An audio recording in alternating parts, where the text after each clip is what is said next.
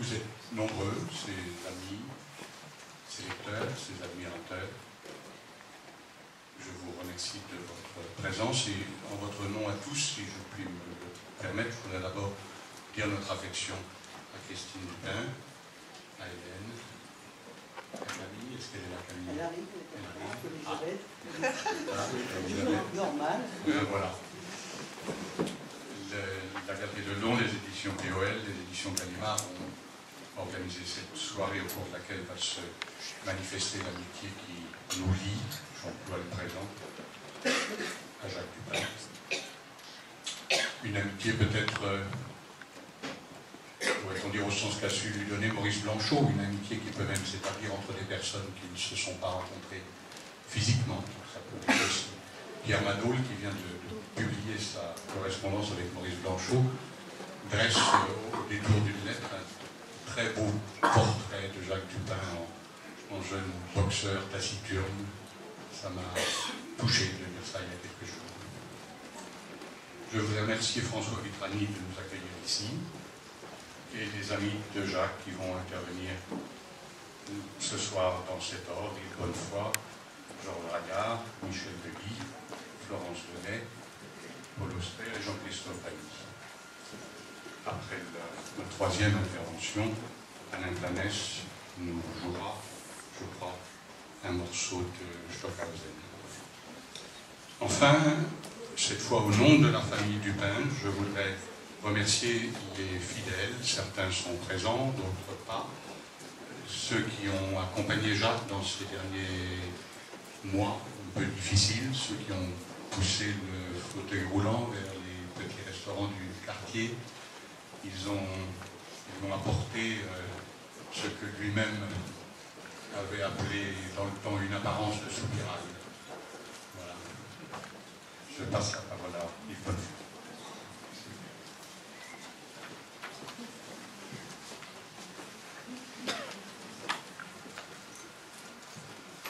Eh bien, mes amis, nous rendons hommage à Jacques Dupin et me voici donc à me souvenir de lui et des circonstances dans lesquelles j'ai eu le bonheur de le rencontrer souvent pendant une soixantaine d'années.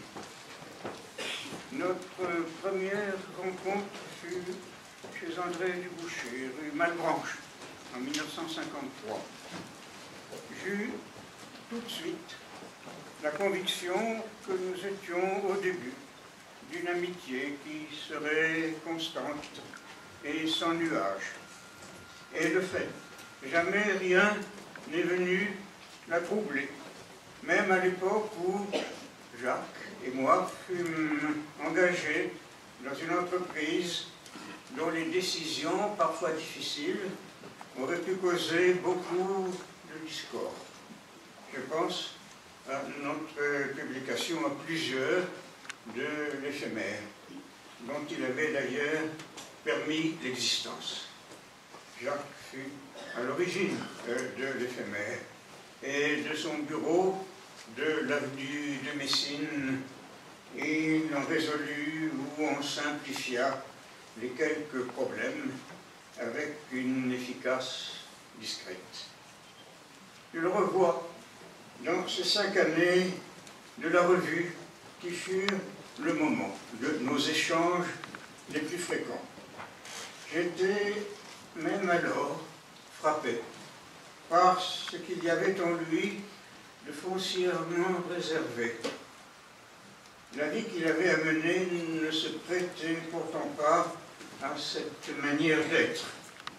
À cause de son travail à la Galerie Mag, dont il dirigeait les publications, mais où il avait aussi à fréquenter les artistes, Jacques donnait beaucoup de son temps à des voyages, des rencontres, des repas d'affaires ou amicaux, de grands ou petits vernissages. Mais dans toutes ces situations, qui était-il, en tout cas, qui semblait-il être?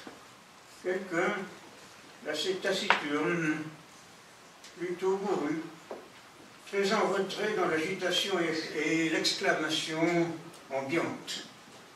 On se disait, en ces occasions, aussi présent et fut-il, il en était tout de même absent, peut-être à marcher sur un chemin en Ardèche.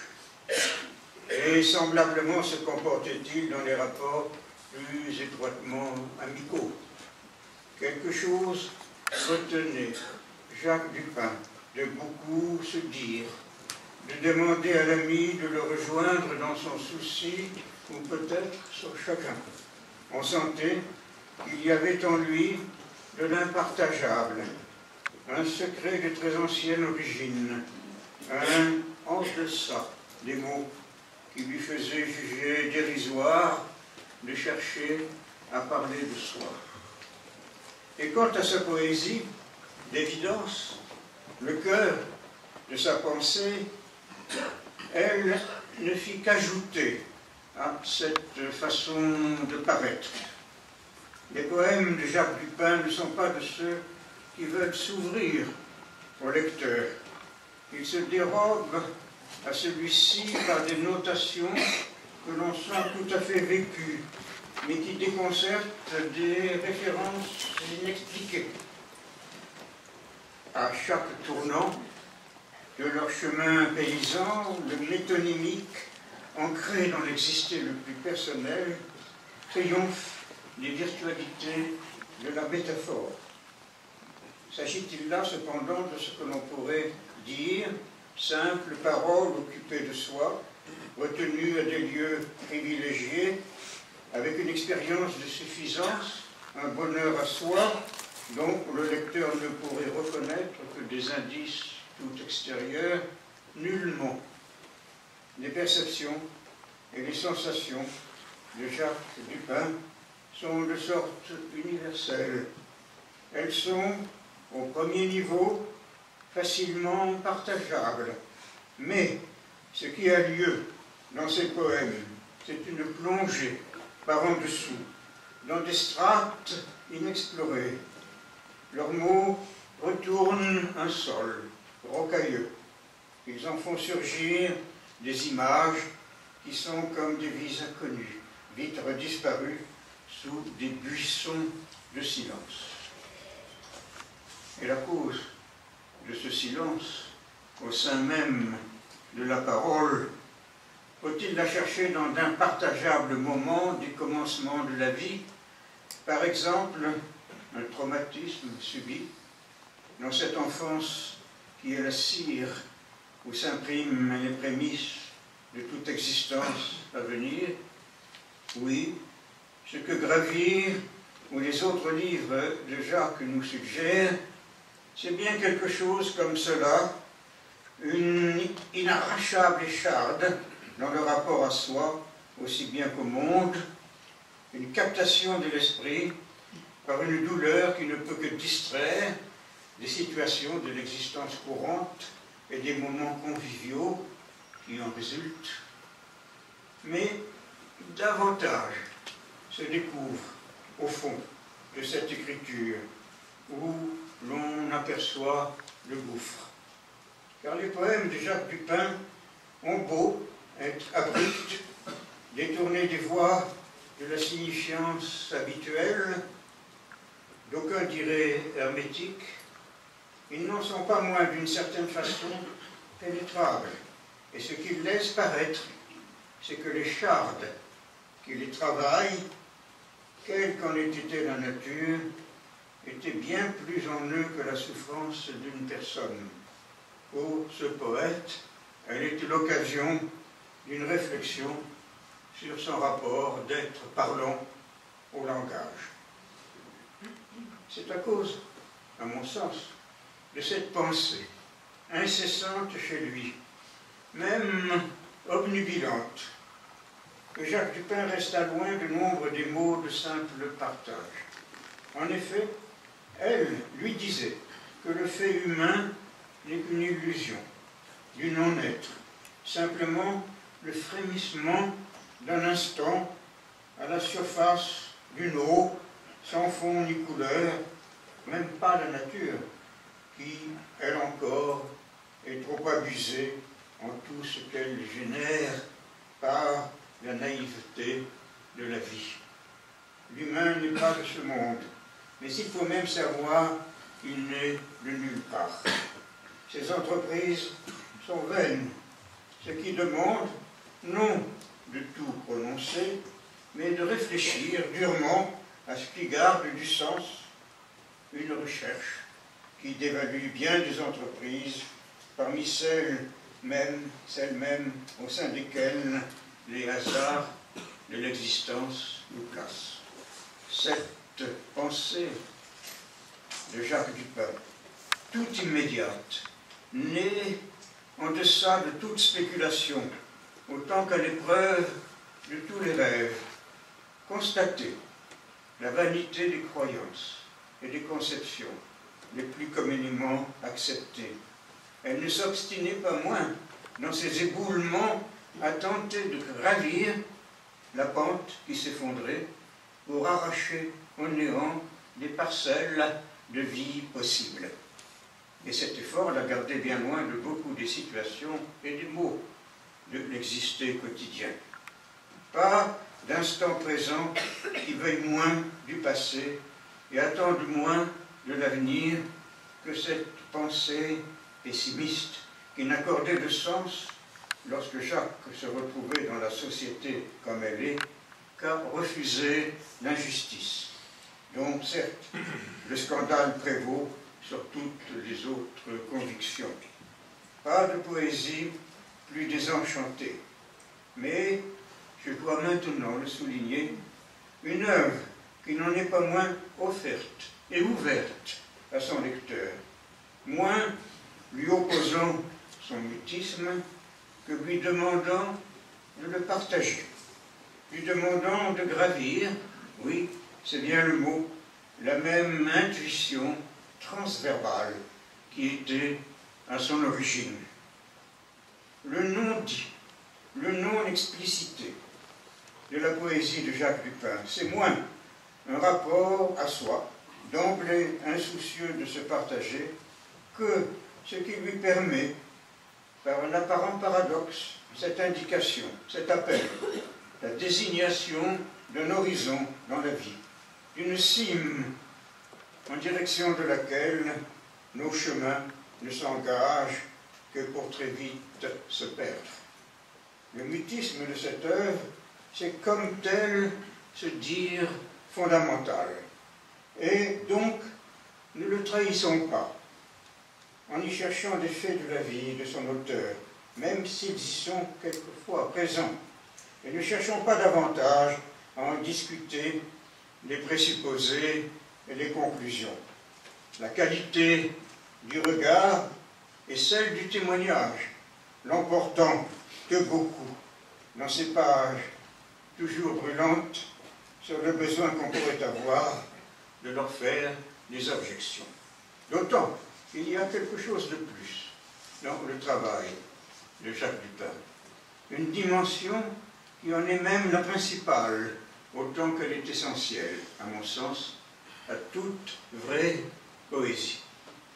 Pourquoi cette pensée qui semble nihiliste a-t-elle pu s'établir dans cette vie d'un poète, obtenant qu'elle lui accorde toute la place que ne réclament pas les besoins et les tâches de chaque jour? Pourquoi, ou plutôt comment, a-t-elle pu se défaire des ambitions de sorte ordinaire qui foisonnent si aisément chez ceux qui n'ont plus de croyance?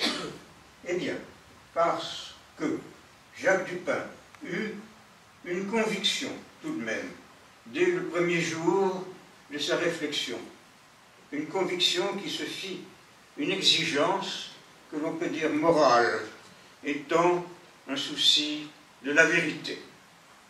Cette conviction qu'il importe de vérifier qu'en l'expérience de ce non-être qui peut sembler du non-sens, on ne laisse pas se glisser par complaisance pour l'un ou l'autre de ces désirs que je disais illusoires, des rêveries qui ne seraient vite que des façons d'oublier la dure vérité qu'on a su comprendre, croyant encore la vivre, mais ne faisant que se servir d'elle, faisant de la pensée qu'on imagine en avoir le simple décor d'un théâtre du moi le plus ordinaire.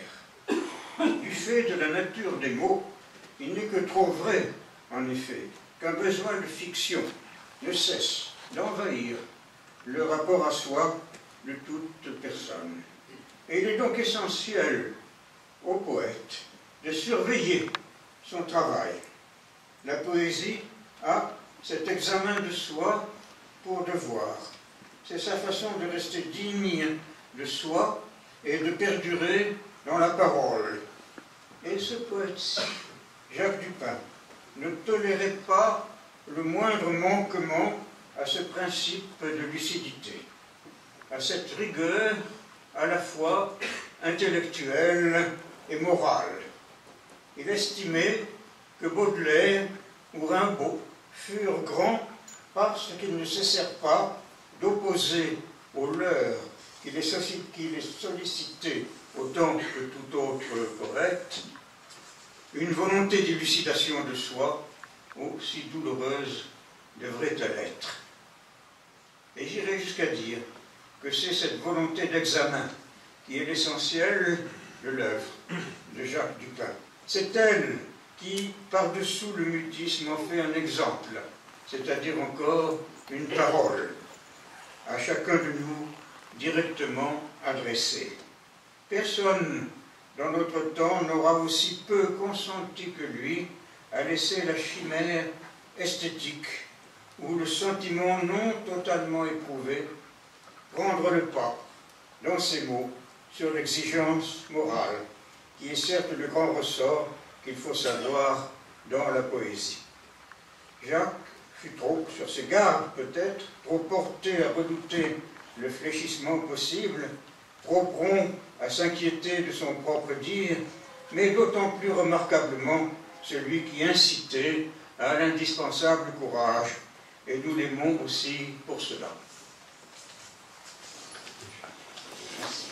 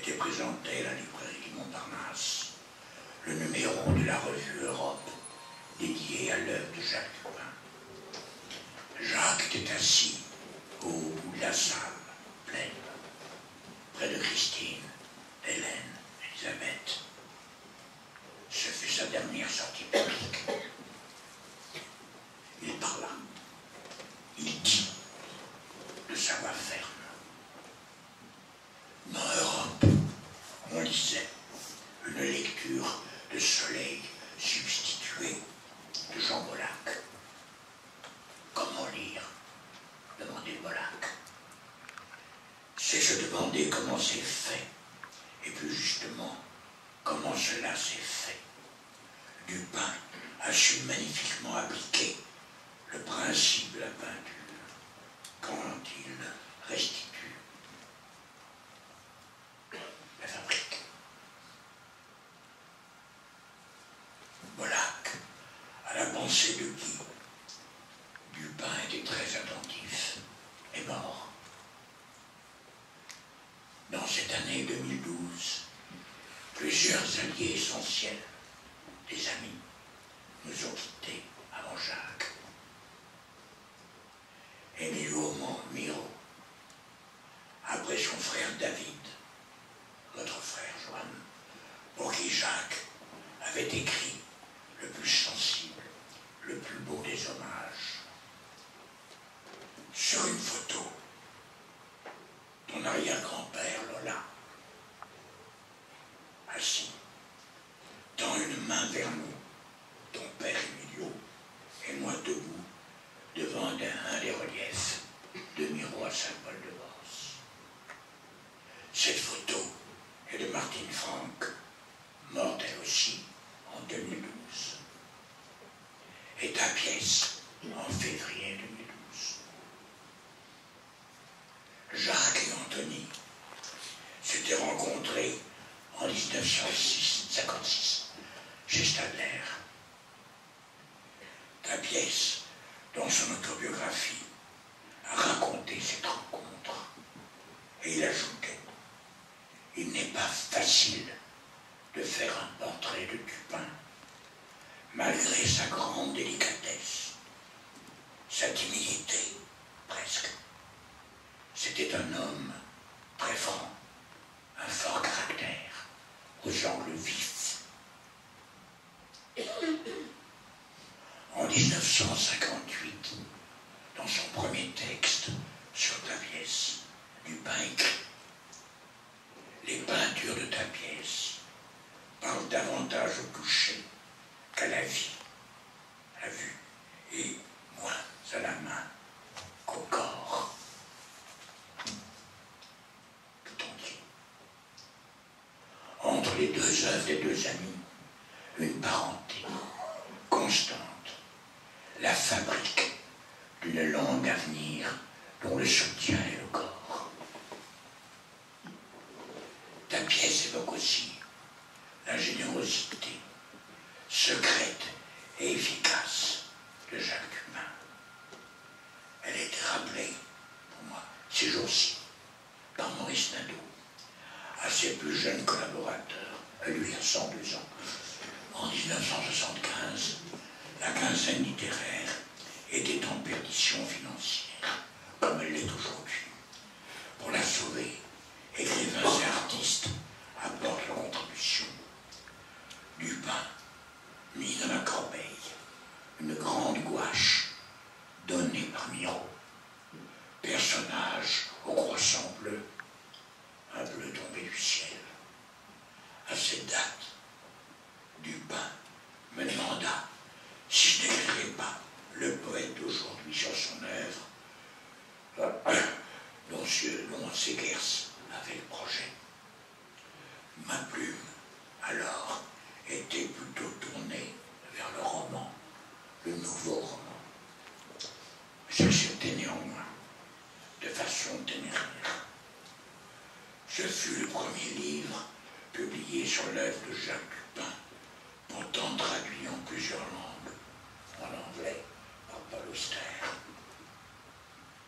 qui a dit, écrit ce qu'il devait à Jacques.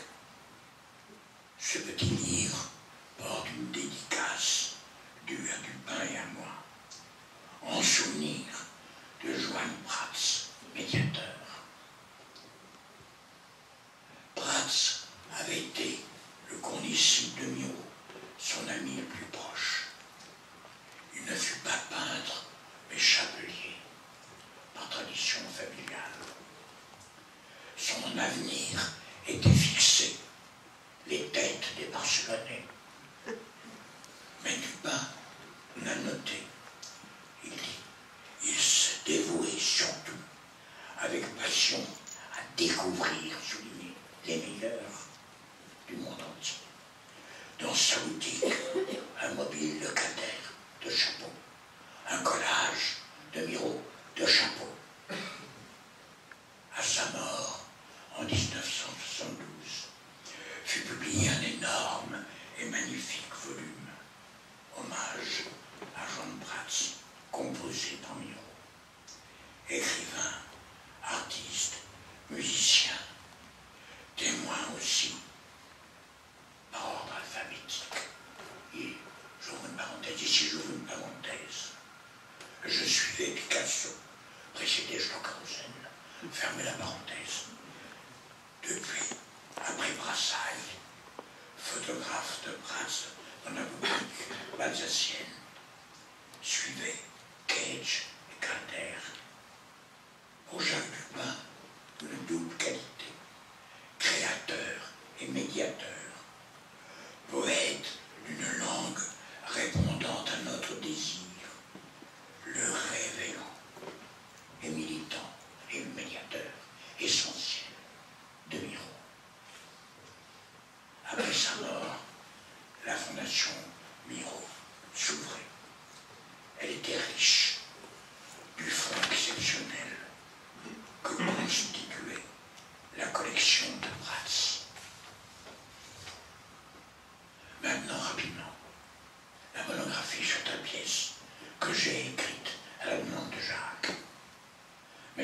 entretien avec Miro et la dédicace du livre « Ceci est la couleur de mes rêves ». Pour Jacques Dupin, J.M. et G.R. Dernière image. Une exposition d'envergure à Beaubourg, Miro 1983-1934. Nadeau me donne carte blanche pour l'extension de ma chronique. Des pages, un long texte, sous la signature, Jacques Dupin et Georges Reillard. Je précisais, chacun a écrit ces textes que l'on n'a pas fait suivre d'initiales. Ma honte rétrospective, je n'ai jamais osé relire ce texte. In fine, rappelons l'épervier. Chassez-moi, suivez-moi, mais innombrables et ressemblants, tel que je serai, déjà les étoiles, déjà les cailloux, le torrent, point de suspension.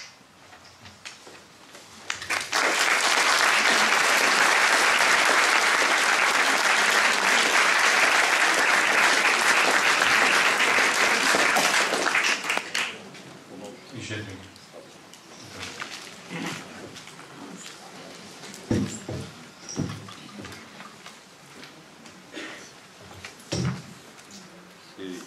Esquisse pour un tombeau de Jacques Dupin.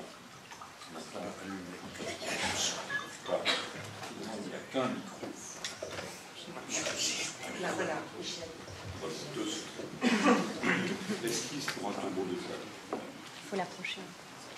Avec alternance de deux dictions, l'une la millimétrée, lente, avec pause à chaque blanc, l'autre en lecture continue, prosaïque. Un prosimètre ici, toujours plus métissé.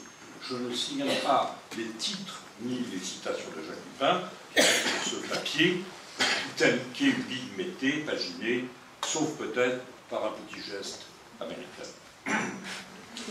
Tombe. Il commence par gravir. La gravité du gravir, c'est de tomber et en tombant, monter. Histoire de poésie. Il y a poème et poème, ça fait deux. Comme si de la strophe versifiée par les siècles, couture et coupure, le composé de vers césurés et bien arrimés par quatre dans leur case, flottille sobre jusqu'au bateau ivre, réserve de bénédicité, avait été engendrée sur le tard une filiation double, six-six-part, récemment dissociée, voire disputée chez des cousins querelleurs. L'une, héritière des grands genres et de leur progéniture titrée, passe volontiers en prose, ou au grand verset phrasé qui obéit à la marge, amplement occupé à perdre la respiration. Et comme il y a prose et prose, cela fait encore deux. Parfois ces deux, ces quatre s'épousent, et les phragmes, tout modernes qu'ils sont, peuvent être bien liés en faisceaux distincts. L'autre, écriture à fragmentation, en quinconce sur la page défensive, apocope générale, grenade de parataxe, ou se consumant dans la flamme des parenthèses, met la bibliothèque à feu et à cendre. Il y eut et il y a une jubilation du poème français, devis précieux, précis de lexique plus rare, rejoué en anamnèse de la langue, plaisir à Tristan ou à Apollinaire, bondissant, il invite à rejoindre la danse. Achille, beau comme le jour et vaillant comme son épée, pleura 9 mois sur son amour, comme un enfant sur sa poupée. Main livrée, et dans Gravir 1963, on peut entendre toutes les veines du granit vont se dénouer dans ses yeux, le feu jamais ne guérira de nous, le feu qui parle notre langue. Cependant, dans le même Gravir, de la colonne du chant, le poème dit « Une larme, la ruine. Tout est ruine. Ce qui est casse, comme un sanglot, comme une vie fragile, fractale, comme l'être. tout est cassure. Un antique éclaté ne fait pas pour autant moderne. Un contour ne cerne plus des choses intègres pour les faire reconnaître. Le poème détourne la silhouette, il soustrait et invente l'inachevable comme une chose de chose, un merveilleux nuage. Du regard jaloux dans l'atelier d'artiste, il dévorera ce qui s'expose, histoire de ce qu'on appelle encore peinture. Depuis le plein du pain, Titien ou Corot, qui ne renonce à rien, puis la touche du pinceau et la trame du subjectile transparaissent jusqu'à l'aquarelle ultime de Cézanne, qui n'est pas une ébauche. Le pictural et le poétique, le pittoresque et l'écrit se tâtent comme les deux fragments symboliques de la tessère de lin inajustable. Ça ne colle pas presque. Le poème est l'ellipse du corps clairvoyant. Le corps peut-il être clairvoyant? Oui, puisque les facultés sont du corps, celles de s'émouvoir ou de se souvenir, de réfléchir ou de danser, d'intelligence ou de santé. Oui, si la clairvoyance est faculté, l'admirable faculté de poésie, comme écrivit Baudelaire à sa mère en 1855, qui le douait de sa netteté d'idées et de son espérance. En quoi est la question? En bucrane, ce crâne enguirlandé pour les sacrifices, en chien de fusil, mais de quelle cible? Est-ce de mourir? En moraine, en ballast, en ardoise, en mica, en rosité, en sujet inconnu, jusqu'à cette tête de vie sur la photo, pareille au bois buriné. En réfrangible et en refrain, en réfractaire, en chanfrein, en chant et frein, en mots bifaces, car tu es pierre, et sur cette pierre tu bâtis un poème. Vieille garrigue bossée des vents, naguère mûriers et lavandes, table nue ce matin, écriture déchiquetée. De la garrigue à l'écritoire, la translation s'opère par l'inscription. Pour ton enfance dans les mûriers, le ver et le ver jouaient ensemble. Tu es soie et soie, tu es fil de verre, archéologique, jusqu'au soir de l'écriture, en cet âge où nous sortons de l'écrit.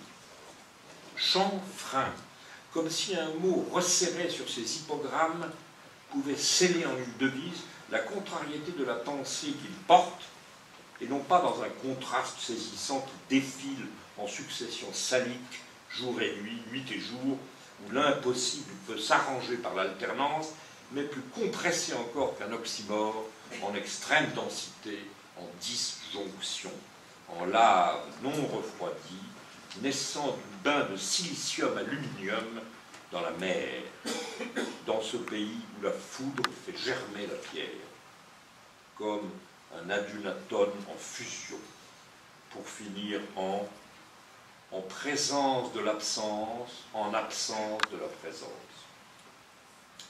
De l'écrire, il écrivit, citant Rousseau, à la condition d'être mort. De ce que nous appelons mort, que nous ne connaissons jamais, on peut dire ce que serait l'écrire, à condition de faire du mourir le comparant par le comme, subjectivant le mourir, faisant dégorger le comme mourant au comme mort, disant l'impossible, le contrariant et retournant l'envers en sens. En incrédule, il croit voir, ainsi passant le comme voir au voir comme. Nous, malades dans l'être maintenant, puisqu'aujourd'hui, n'être plus, c'est comme n'avoir jamais été, et être seul, tout seul, c'est comme n'être pas.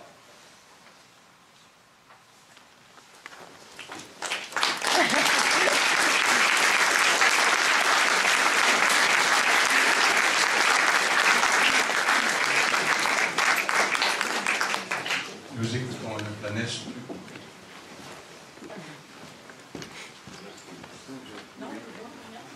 excuse-moi de te prendre ton mot. Avant de jouer la pièce de Stockhausen que j'ai choisie, je voudrais simplement expliquer pourquoi. Je sais que Stockhausen avait marqué tous les gens qui l'ont entendu dans une des fameuses nuits de la Fondation Mag, où il avait eu une soirée consacrée à son œuvre, je crois une création qu'il avait donnée, avec des musiciens, je crois, qui étaient un peu éparpillés dans plusieurs endroits de la Fondation. Et du reste, un s'est perdu dans la nuit, je crois, d'après ce que m'a raconté Michel Portal, qui faisait partie des musiciens du groupe de Diego Masson. Si j'ai choisi aussi cette œuvre parce qu'elle est très cosmogonique et je trouve un rapport avec sa rugosité, avec la poésie de Jacques et avec l'œuvre de Miro. Donc on les retrouve tous les deux. Et avant de la jouer, je voudrais simplement vous dire que c'est une œuvre qui commence comme un raga hindou, en répétant plus de 200 fois le même accord.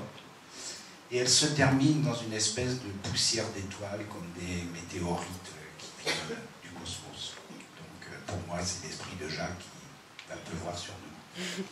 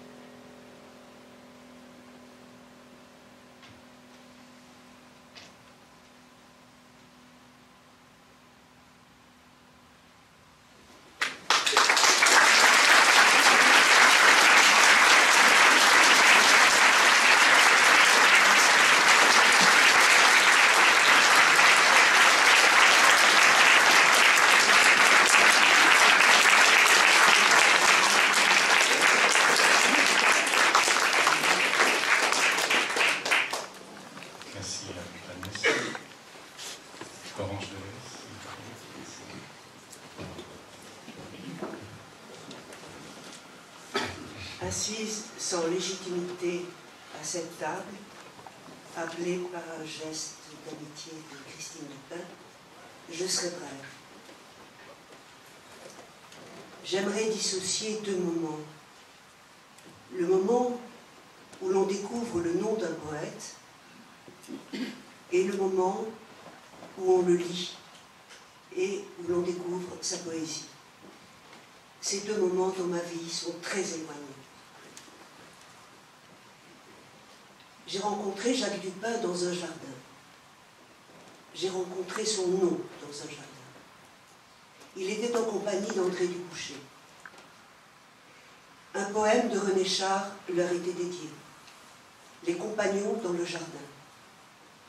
À Jacques Dupin et à André Dubouché.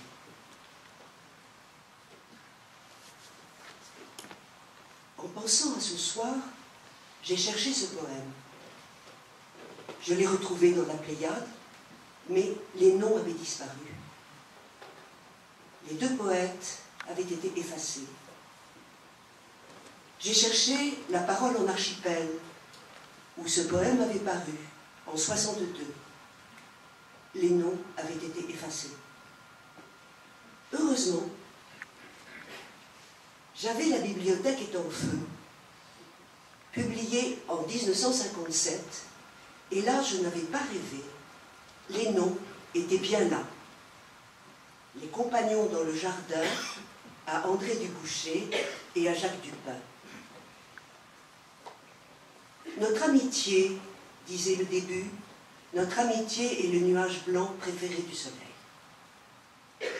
Notre amitié est une écorce libre. Elle ne se détache pas des prouesses de notre cœur. Et je ne vais pas lire le poème de Jacques. Il m'a été douloureux que les compagnons se soient séparés et que cette amitié ne soit plus le nuage blanc préféré du soleil. Pourtant, sans avoir lu encore Dupin, j'avais l'impression d'être entrée dans la famille. J'ai en effet connu Élisabeth à 20 jours. Petit livre publié par Pab, ou GLM. Pab, je crois. J'ai vu tes yeux bleus de 20 jours donner un frisson clair aux feuilles. J'ai connu Hélène enfant, encore dans La bibliothèque est en feu. C'est un poème qui s'intitule « Bonne grâce d'un temps d'avril ». Hélène, au lent berceau, au doux cheval, bonjour, mon auberge est la tienne.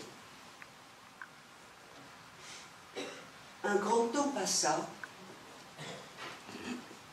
et sur les indications de mon ami Jacques Roubaud, je commençais à lire Dupin par le recueil que vous avez tous cité, Gravir. En traversant sa poésie, j'ai eu du mal. J'ai eu du mal dans la résistance rocailleuse, dans ce changement total de paysage, de montagnes, de grottes, d'éboulis, de grands vents, de tramontane, de ce qui gronde au ciel et dans les sous-sols du corps et de l'esprit. Et puis, regardant sa vie, la date de sa naissance, dans un moment de désastre, j'ai compris qu'il n'avait pas tourné le dos au paysage avec ruine. Et qu'en fait, ce qui se rapprochait le plus pour moi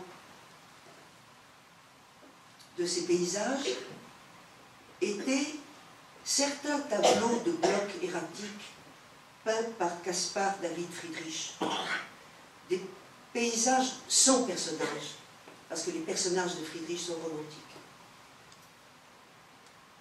Dans ces tours ruinées, j'ai découvert que la ruine pouvait devenir une torche, puisque tours ruinés deviennent torches montables, que la foudre, comme il était cité tout à l'heure par Michel, fait germer la pierre. Et finalement, j'ai écarté ce qui m'effrayait dans cette œuvre. J'ai écarté les loups, les geckos, les tarentules, la dureté, la souffrance de l'expérience poétique que je ne connais pas. Et j'ai conservé la brèche. La brèche dans le mur. J'ai conservé la rosée et la branche. Je cite 3 vers. Par une brèche dans le mur, la rosée d'une seule branche me rendra tout l'espace vivant. Merci.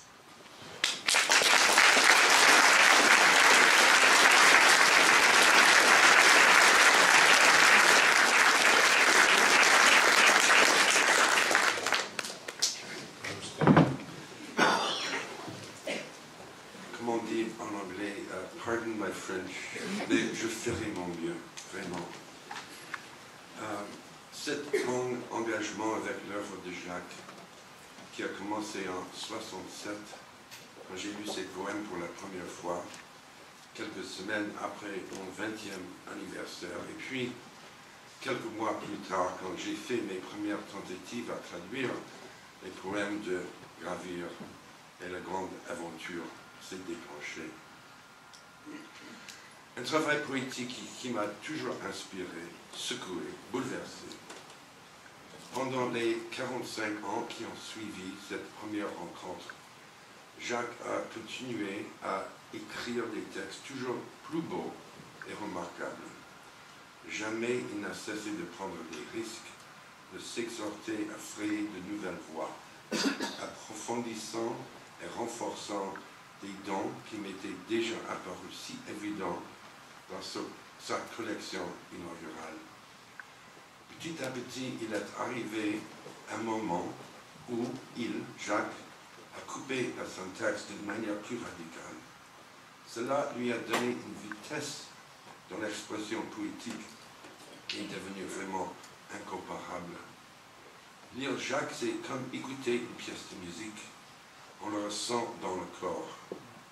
Pendant ces 45 ans, il s'est trouvé de plus en plus lui-même. Il n'a jamais renoncé. Il a pris de l'âge, mais son esprit est toujours resté jeune. Jacques Dupin, poète, un grand poète, qui sera lu aussi longtemps que la littérature française existe. Mais pour moi, même plus important que son travail extraordinaire, il y a Jacques Dupin, l'ami, mon ami depuis notre premier échange de lettres en 68 ou 69. Février 71, j'arrive à Paris où je resterai pendant 3 ans et demi. Et la première personne à qui je rends visite, c'est Jacques. Notre première rencontre face à face, en chair et os. Christine est en voyage, donc pas là. Et nous sortons au restaurant ensemble avec sa fille de 14 ou 15 ans, Hélène. Je suis bien sûr assez nerveux pour commencer. Et après l'avoir vouvoyé, quand nous nous sommes serrés la main, il me met rapidement à l'aise en insistant pour que je lui dise tu.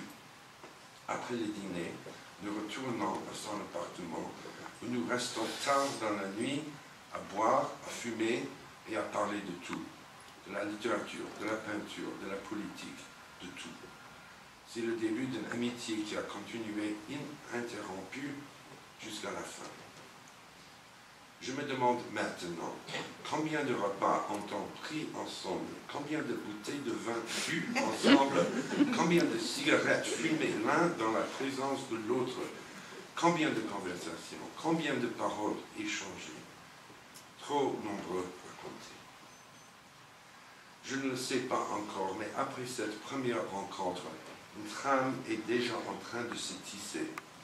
Pratiquement tout ce qui m'arrive d'heureux ou de chanceux pendant mes années enfance est lié d'une façon ou d'une autre à Jacques. Je suis pauvre, je vis de presque rien. À maintes reprises, Jacques et Christine m'invitent à dîner chez eux. Et à chaque fois, nous restons tard dans la nuit à discuter. Un jour, je déjeune avec lui à côté de la galerie Mag. Et quand il me demande comment je me porte financièrement, je lui dis que je suis dans l'attente d'un chèque pour un travail déjà réalisé et suis plutôt à court de liquide. Sans dire un mot, Jacques met sa main dans sa poche, en tire son porte-monnaie et commence à détacher des billets de 50 francs l'un après l'autre, 300 francs en tout, si je ne me trompe pas. Il pousse l'argent à travers la table en ma direction, et quand je lui dis que je ne peux pas accepter, il hausse les épaules avec un geste laconique très particulier à lui, et lui seul, me disant silencieusement de ne pas m'en faire. Ce n'est que de l'argent, à quoi servent les amis? Je refuse une fois, encore une fois, mais il ne veut pas en entendre parler. Prends-le, dit-il. Je n'ai pas besoin, il ne pense plus. Après cela, il commence à me donner du travail. Les éditions MAG viennent de publier un certain nombre de monographies d'artistes de la galerie, et il m'embauche pour en traduire quelques-unes en anglais. C'est bien payé. Il est question d'un éditeur anglais qui s'intéresserait à toute la série, mais cela n'a pas abouti. Au second ou troisième livre, je comprends que Jacques a créé ce travail pour moi. Peut-être il y avait un éditeur anglais au début, mais maintenant il n'y a pas d'éditeur anglais. C'est une façon de me donner l'argent tout en préservant ma dignité. En 1972, mes finances déjà précaires deviennent dramatiques. Je ne peux plus garder dans l'appartement du 15e arrondissement. Quand ils apprennent mes déboires, Jacques et Christine m'offrent leur chambre de bain au 6e étage de leur immeuble, sans loyer. Pas de question, s'il te plaît. Est-il possible que de tels gens existent, qu'une telle générosité existe dans ce monde misérable? Gratuitement, je vis dans leur immeuble. Mon courrier est livré chez eux. Je suis dans l'appartement chaque jour pendant 1 an. Je suis invité 100 fois à dîner. Christine, cuisinière magnifique, fait des repas extraordinaires. Et moi, qui n'ai pas un sou, j'ai le logement et des dîners superbes, grâce au Dupin. Comment ne pas être reconnaissant? Comment ne pas les aimer pour toujours et honorer leur nom pour cette générosité sublime? Cher Jacques, je voudrais te remercier pour tout ce que tu m'as donné. Pas seulement ton travail, pas seulement ton amitié, mais les leçons vitales que tu m'as enseignées à propos de ce qui signifie être humain. Et comment pour ceux d'entre nous qui écrivons et faisons de l'art, ceux d'entre nous qui appartenons à cette bande d'esprits obsessionnels et élancés, il y a cette responsabilité de protéger ceux qui luttent, ceux qui sont jeunes, ceux qui n'arriveront pas si nous ne leur tendons pas la main pour les aider à se remettre sur pied. Il y a bien des années, tu m'as tendu la main et je n'ai jamais oublié. Je pense à toi tous les jours et chaque jour j'essaie d'être à la hauteur de ton exemple. Adieu Jacques, invisible maintenant peut-être, mais toujours présent. Merci.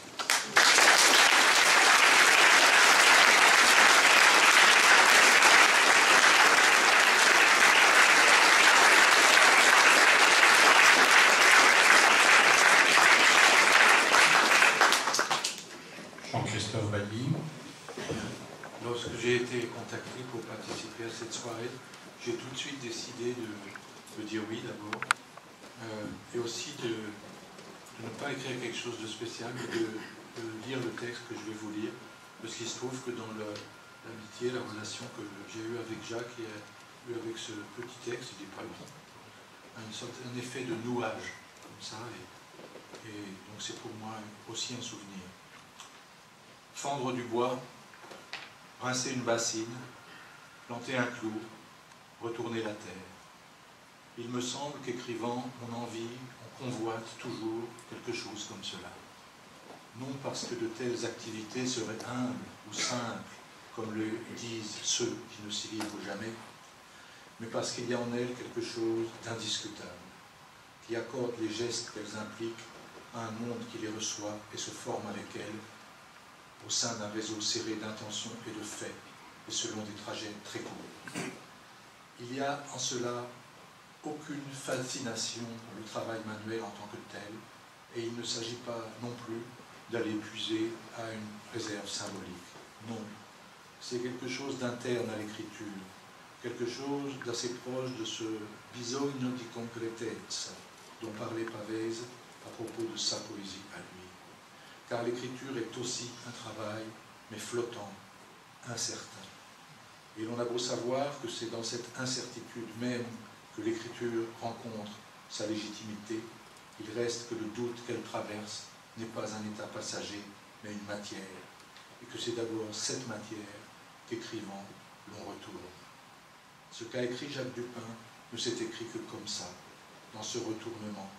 À côté d'écrire, de tous les côtés d'écrire, il y a marcher, glisser, regarder, écouter, raboter, fendre, déchirer. Des gestes et des mouvements que fait le corps, et dont le corps clairvoyant se souvient en lacérant la virginité de la feuille, en vue ou dans l'espoir, oui, d'une pesanteur, d'une solidité.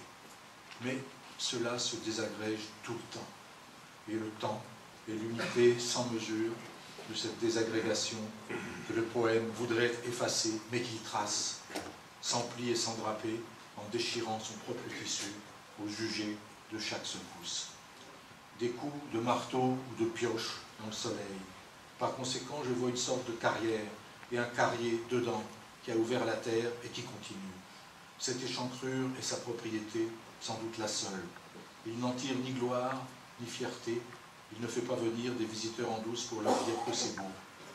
Il a dû le faire, ce trou, pour voir les couleurs, les veines et les fractures. Si loin et si profond qu'il aille, le trou n'ouvre sans fin que de la surface. Et c'est comme ça, on n'y peut rien, sauf creuser encore. Par chance apparaissent des signes qui confirment le chemin, qui disent qu'il y a malgré tout, parmi les éclats, un chemin. On peut procéder autrement, mais Jacques Dupin, c'est comme cela qu'il s'y est pris. Parfois, la surface accepte des choses plus douces, du feuillage, des ombres, mais ça ne dure pas, ce sont des passages. Derrière écrire, il y a un rêve, comme il y a le sommeil derrière l'insomnie. Écrire, s'écrit dans ce rêve d'une énergie qui effacerait la distance, la malice, la fatigue. Et la poésie de Jacques Dupin raconte cela, ce contact qui tarde, mais qui vient, cet abîme que la surface déploie et qui est l'intervalle où l'on vit et meurt. Ces lignes, je les ai écrites après avoir cherché à rendre compte du travail de Jacques en préfaçant le recueil qui rassemble ses 4 premiers livres. Elles n'en étaient pas le supplément, mais elles venaient forcément dans la marge où ce que je n'étais pas parvenu à dire me relançait. Il arrive, lorsqu'on est pris de boisson, qu'on pense saisir une torsade de copeaux soudés qui s'effondre, où tout le sens est visible et dérobé à la fois. Il se peut qu'écrire mime ce que boire rencontre et détruit.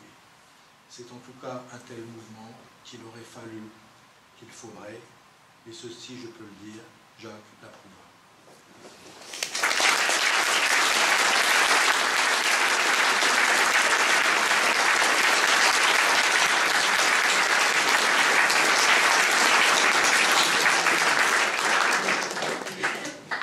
Merci. Vous êtes tous les bienvenus dans les salons du rez-de-chaussée. Nous nous retrouvons